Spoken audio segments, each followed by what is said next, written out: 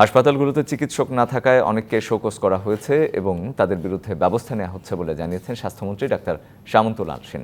দুপুরে টুঙ্গিপাড়া উপজেলা স্বাস্থ্য কমপ্লেক্স পরিদর্শন শেষে সাংবাদিকদের প্রশ্নের জবাবে একথা বলেন তিনি।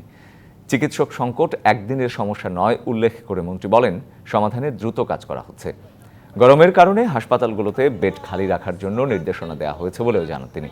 এর আগে টুঙ্গিপাড়ায় পৌঁছে জাতির পিতা বঙ্গবন্ধু শেখ মুজিবুর রহমানের সমাধিসৌধে শ্রদ্ধা জানান স্বাস্থ্যমন্ত্রী। পরে বঙ্গবন্ধু তার পরিবারের শহীদ সদস্যদের আত্মার শান্তির কামনায় প্রার্থনায় অংশ নেন।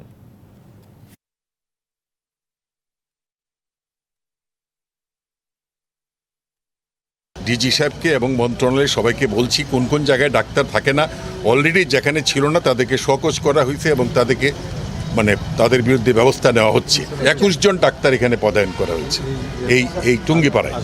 তো আমি খেয়াল রাখবো তারা আসেন কিনা, যদি না আসে অবশ্যই তাদের ব্যবস্থা নিব।